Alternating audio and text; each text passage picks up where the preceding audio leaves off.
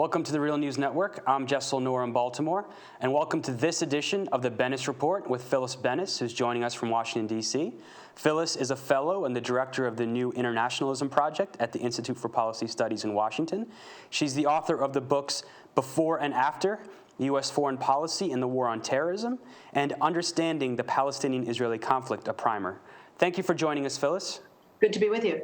So, Phyllis, the debate that's resulted from the leaks by Edward Snowden, the most massive leak in NSA history, exposing a whole range of secret spy programs run by the NSA, it's mostly focused on who Ed Snowden is, what his motives are, where he is now, although he's reportedly turned up in Hong Kong. Is there a part of this debate that's been missing from mainstream discourse? Yeah, I think we're spending far too much time on who is Edward Snowden and not nearly enough time on what he said, what these leaks are about. We're focusing on the messenger instead of on the message. This is fascinating for a number of reasons. The NSA, the National Security Agency, is also known as no such agency because it's by far the most secretive of all 16 of the U.S. intelligence agencies. And for a long time, there was a denial that such a thing even existed. One of the issues about it is that it's not supposed to be spying on Americans. That's not its brief. So the fact that what we've learned from this drop of such an enormous amount of documents, that the U.S. is vacuuming up essentially this enormous batch of virtually every phone call, every email sent to or from the United States, and we're being reassured that, well, don't worry, they don't have enough people and enough trained analysts to actually read the stuff. So that's supposed to make us feel better, that it's just being kept in a room somewhere, maybe in this new facility that's being built, a 1 million square foot facility in Utah to store all this stuff until the later time when they do have enough analysts and enough person power to go through it all. That doesn't make me feel any better. This is a very, very serious breach of any understanding of constitutional rights against illegal search and seizure. There's not even an allegation here that these are pieces of evidence in some kind of a crime, that even if you weren't directly involved, maybe there was a connection to someone who was. There's no one even making that claim.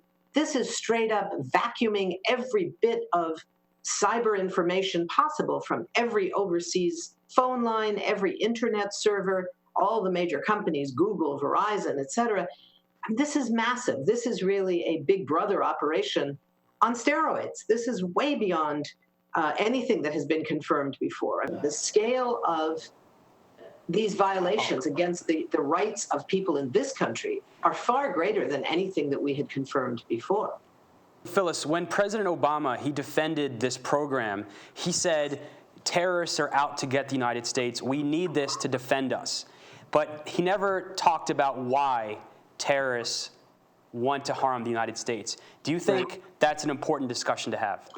Absolutely. I mean, this is something we can go back to the words of the ultimate terrorist himself, Osama Bin Laden, in one of his statements, said there's a reason we do not attack Sweden. And, you know, it was a fascinating notion that attacks are not arbitrary. George W. Bush was known for his famous statement that they hate us for our freedoms. They don't hate us for our freedoms. They hate us for our denial of their freedoms. Now, are there people who are simply out to get Americans? There's a hatred of Americans? Absolutely. Is there anything we can do to change that? Probably not. But the reason that those kinds of terrorists find support in so many places around the world from so many people who might say, well, I don't really like what they do, but I kind of get why they do it. The reason for that is that what we do in so many parts of the world, in the recent decades, primarily in the Muslim world, in the Middle East and North Africa and other parts of the Muslim world, what we do is denying people their lives, their search for freedom as they understand it.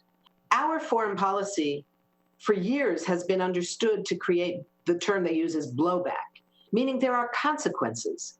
When we armed the Mujahideen in Afghanistan in the 1980s for their fight against the Soviet Union, people thought this was a great heroic thing. You know, we're empowering local people in Afghanistan to fight back against the terrible Soviet Union.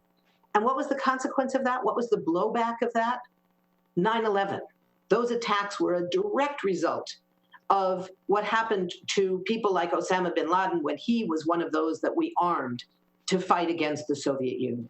So, Phyllis, some might argue that because of our past foreign policy, we are the target of blowback now, and so these programs are necessary. How would you respond to that argument?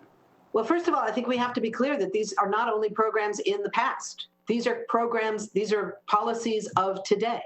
The U.S. drone war is now being fought in at least 8 countries that we know about, and there's been no approval of that by the Congress. There's been no debate about that among the American people. It's only in the last couple of weeks that there's even been acknowledgement by the administration that the drone war itself does exist. So these are policies that are still going on. There are still 66,000 U.S. troops occupying Afghanistan and more than 100,000 U.S. paid mercenaries occupying Afghanistan. This is not a war in the past. The anti-war candidacy of Senator Obama led to the war presidency of President Obama. So there's no question that these are still the same policies. The question of, do we therefore have to do something about it? The answer is yes, of course we do. The first thing we need to do is change those policies so that we're not carrying out policies that are known. The heads of all the U.S. intelligence agencies acknowledge that the drone war is creating more terrorists than it is wiping out, that our war in Afghanistan and our support for a widely understood corrupt regime is doing more damage to Afghanistan than the Taliban. So the first thing we have to do is change those policies. Now, do we also have to do something to head off the attacks, to use good police work? Absolutely. We need to do that in cooperation with other countries, using the International Criminal Court.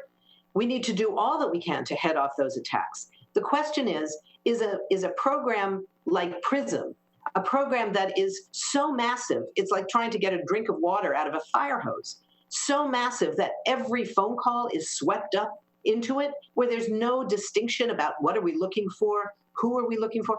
This simply doesn't fly. It's not worth what we gain from it. Maybe once in a while there will be something that somebody will be able to connect a dot.